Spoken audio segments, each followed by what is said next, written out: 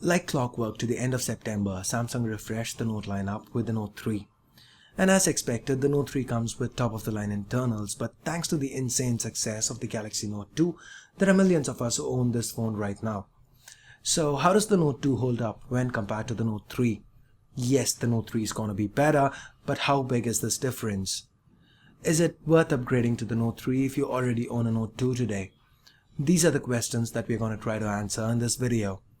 So, if this is your first time here, or in case you've just forgotten, my name is Ash and you're watching C4eTech. Let's get started. Starting with the build, the Note 3 has quite a few improvements over its predecessor. For starters, it packs in a 5.7-inch display compared to a 5.5-inch display on the Note 2, while managing to retain a similar overall device footprint. The Note 3 is actually 1.3mm narrower and 1.1mm slimmer, while being just 0.1mm longer. And at 168 grams, it's even 15 grams lighter. One of the biggest cosmetic changes this time around is the faux leather pattern finish on the plastic back.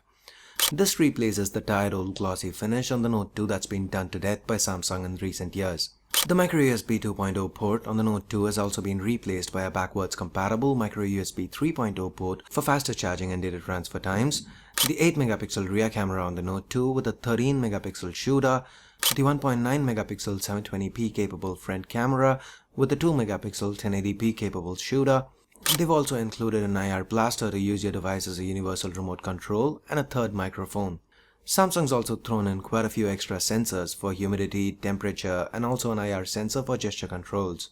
The S Pen's also been revamped. While the Note 3 still supports 1024 levels of pressure sensitivity just like with the Note 2, the tips are more rubbery to provide a more natural writing experience, leading to extra replacement tips being included, and the S Pen is also flat on two sides, meaning you can pop it in either way. It's also worth noting that this makes it a little harder to remove. While these changes have been great, there's one that's questionable at best. The speakers have been moved from the back to the bottom. Being a big device, you might often end up covering the speaker grill while using the Note 3, and the speaker isn't as loud as the one on the Note 2 to begin with. Let's now move on to the internals. The Note 3 that you see here in this video is powered by the Exynos 5420 chipset. This houses 4 high-powered Cortex-A15 cores clocked at 1.9 GHz each and 4 low-powered Cortex-A7 cores clocked at 1.3 GHz each, coupled with a Mali T628 MP6 GPU and 3 GB of RAM. The LTE variant of the Note 3 is powered by the Snapdragon 800 chipset, housing 4 Krait 400 cores clocked at 2.3 GHz each, coupled with an Adreno 330 GPU and 3 GB of RAM again. Both the LTE and 3G variants of the Note 2, on the other hand, are powered by the Exynos 4412 chipset. This has 4 1.6 GHz Cortex-A9 cores, a Mali 400MP GPU, and 2 GB of RAM. As expected, the Note 3 blows away the Note 2 in synthetic benchmarks, but when it comes to real day-to-day usage like gaming, the Note 2 really hasn't aged all that bad. There are few apps on the Play Store that can make this behemoth stutter. The battery on the Note 3 has also been upgraded. 3200 mAh compared to the 3100 mAh on the Note 2. Both variants of the Note 3 have better power management, and you can expect about a 20% boost in battery life over the Note 2. Moving on to the display. The Note 3 packs on a beautiful 5.7-inch Full HD Super AMOLED display, giving it a pixel density of 386 pixels per inch. The Galaxy Note 2, on the other hand, has a 5.5-inch 720p Super AMOLED display, giving it a pixel density of 267 pixels per inch. While the display on the Note 3 utilizes a pentile matrix that's theoretically inferior to the full RGB matrix utilized by the Note 2, the difference in pixel densities more than makes up for it. The Note 3's display is one of the best we've seen so far and is sharper, brighter, and even produces better whites than the one on the Note 2. Thanks to the increased brightness levels on the newer Gorilla Glass 3 being used, the Note 3 is also better visible under direct sunlight. Now let's talk about the software.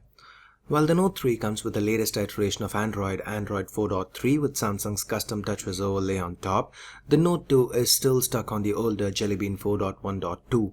With Android 4.3 on the Note 3, Samsung's added a ton of functionality. While few of these functionalities like the humidity and temperature on the S Health app, gesture controls, the watch on universal remote control, and the S Pen being able to hit the capacitive menu and back keys cannot make its way over to the Note 2, since these are features that are dependent on hardware that the Note 2 lacks. Most of the other functionality can in theory be ported over to the Note 2. Like for example the air commands. Hitting the button on the S Pen while hovering above the screen on the Note 3 launches Air Commands. From here, you can do a variety of stuff like take notes, capture a screenshot and write over it, save stuff onto your scrapbook, or launch Pen Window. These are mini apps that float on screen, helping you multitask better. If you do have a rooted Note 2, you can get Air Commands on your phone already, as devs over at XDA have ported it over. Similarly, the multi-window improvements. On the Note 3, you can now add 2 instances of the same app, and moving information between 2 windows has also been made easier. Now, just because Samsung can bring these features over to the Note 2 doesn't mean they will. And going by their track record, for example, when the Note 2 came out, the AirView functionality was something Samsung made a big deal out of. Though the original Note was capable of AirView and devs over at XDA have made it available for rooted devices, Samsung never officially provided the functionality for the original Note. It's also worth noting that Samsung's TouchWiz usually brings an amount of lag with it. That's something we as Samsung Galaxy users have learned to live with. With the Note 3, Samsung's eliminated most of this lag. While it's still no Nexus, it is the snappiest TouchWiz device that I've ever used. Now let's move on to the camera. The rear camera has been upgraded from 8 megapixel on the Note 2 to 13 megapixel on the Note 3.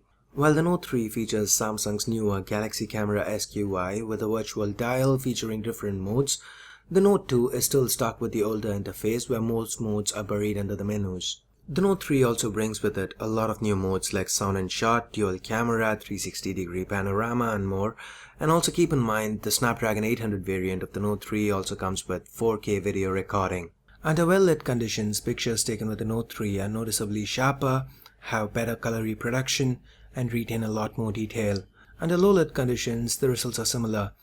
The flash on the Note 3 also seems to be marginally more effective. 1080p videos taken with the Note 3 are again noticeably sharper, smoother, and have better colors. So guys, in conclusion, if you had the option of choosing between the Note 2 and the Note 3 today, I'd say go with the Note 3. It does warrant the higher price tag. The differences aren't just on paper, they aren't just numbers. It's something you're going to feel in day-to-day usage. So for those of you who already own a Note 2 and are looking at the Note 3 as a possible upgrade, I'd say if you can afford it, definitely go for it. It isn't a must-have update, as in you're not going to notice a world of difference. It's still a Samsung Galaxy device. It is still TouchWiz. So you are going to be familiar with a lot of things. What I'd say is just wait for a month, see what Android 4.3, the official version for the Note 2 brings, what kind of features get ported over. If you still feel you want the Note 3, get it. But if you want to really get it today, I don't see anything wrong with that because the Note 3 is a really great device. So if you want to pick up either of these phones, you can do that from Amazon.com. I'll leave direct links right below the like button. So these are my thoughts. What do you guys think? Do you think the Note 3 is a phone worth upgrading to? What is the phone you currently have? Are you planning on upgrading to the Note 3? Do you think it's overhyped? Let me know your thoughts in the comments below. So that's pretty much it for this video, guys. Thanks a lot for watching. And if you liked it, don't forget to give me a thumbs up and hit the subscribe button. And if you guys do have any video requests for me, or if you just want to stay updated on my latest videos and updates, feel free to hit me up on Facebook, Twitter, Google+. The direct links to all my social networks can be found right below that like button there. So once again, thanks a lot for watching, and I'll see you guys soon in the next one. Till then, this is Ash here from C4E Tech signing off. You guys have a great day. Bye-bye now.